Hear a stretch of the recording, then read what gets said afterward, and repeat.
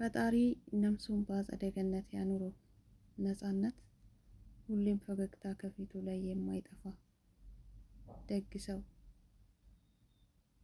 ለሞላ ቤተሰቦቹ እግዚአብሔር አምላክ መጽናናትን ያድላቸው። ለወዳጆቹ፣ ለዘመዶቹ፣ ለሚወዱት፣ ለሚያከብሩት በእውነት ከባድ ነው። መጽናናትን ያድላቸው። እኔ በእውነት ማመን ነው ያቅተኝ። የሰው ልጅ በአሁኑ ሰዓት ትላንትና ነበረ አይተናል እኮ ሲባል ዛሬ የለም ሲባል ነው የምንሰማው። በጣም ነው የሚገርመው። ረጅም እድሜ እንድኖረው እንድቆይ በጣም ብዙ ማገልገል ያለበት ሰው በአጭሩ ይቀጫል።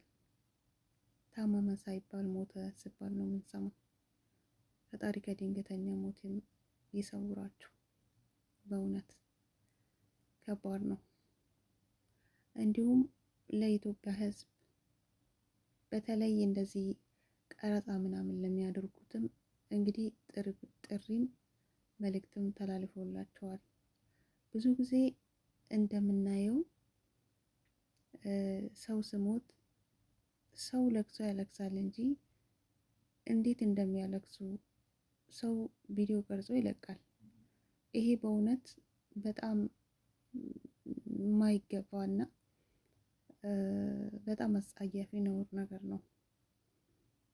ሰው ሀዘን ላይ ሆኖ እያለቀሰ ቪዲዮ ቀርጾ መልቀቅ ነውር ነው።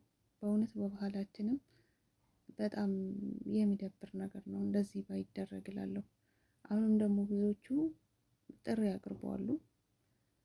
ሰው ስሞት እንደዚህ ቪዲዮ ባይቀርጹ ምናልባት የህይወት ታሪኩ ይሄ ሲተላለፍ ራሳቸው ኮሚቴዎች ራሳቸው የሚያስተላልፉት ይሆናል።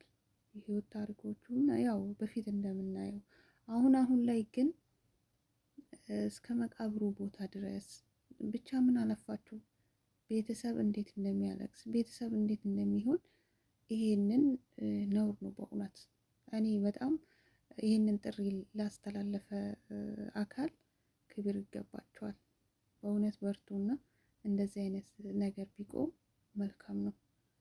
ምክንያቱም ይሄ ደስታ አይደለ፣ ሀዘን ነው። በሀዘን ሰዓት ሰው እንዴት ሲጀመር ቪዲዮ ቀርጸው ለዩቱብ ወይም ደግሞ ለአንዳንድ ነገር ለመጠቀም ሰው ሀዘን ላይ ሆኖ ቪዲዮ ቀርጸው ይለቃል። ጥሩ አይደለም በእውነት ከኛ ባህልም የማይጠበቅ ነው። እንዲሁም ደግሞ አስባችሁታል? ያ ሰው ያ አካል ሀዘንተኛው ሀዘኑን ካለፈ በኋላ ይህንን ቪዲዮ ሲመለከት እንደገና ህመም ነው የሚሆንበት። እንደገና መልሶ ሀዘን ውስጥ ነው የሚገባ።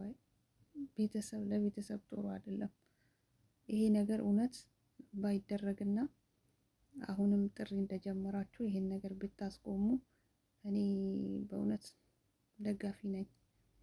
እናም ቢቆምና ቢቀር ቪዲዮ ባይተላለፍ ሰው ቪዲዮ ባይቀርጽ መልካም ነው እላችኋለሁ። ውድ ቤተሰቦቼ ይሄንን ሀሳብ ያቀረባችሁ አካላቶች በርቱልን። እንደዚህ አይነት ነገሮች እንዲቆሙልን ጥሩ ነው እላለሁኝ።